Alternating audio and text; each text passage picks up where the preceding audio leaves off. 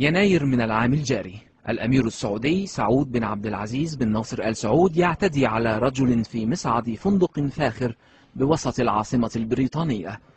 استند الادعاء لهذه الصور في مرافعته أمام محكمة الجنايات المركزية في لندن، حيث مثل الأمير ليواجه تهمتي القتل العمد وإلحاق أذى جسدي جسيم بالمجني عليه الذي يظهر معه في هذه الصور.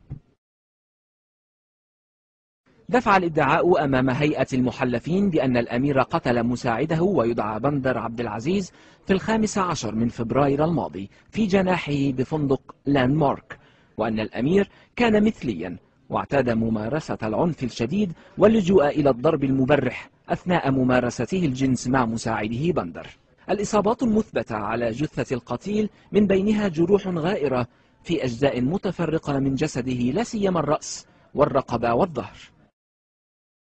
هؤلاء هم أفراد عائلة الأمير، يتقدم والده الذي تابع القضية منذ بدأت بجلسة إجرائية في مايو الماضي في المحكمة العليا البريطانية.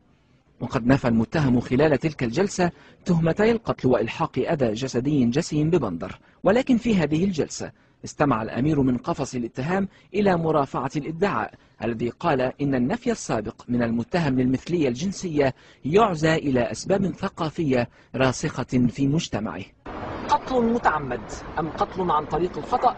هذا ما ستحدده هيئة المحلفين عندما يصدر الستار على هذه القضية.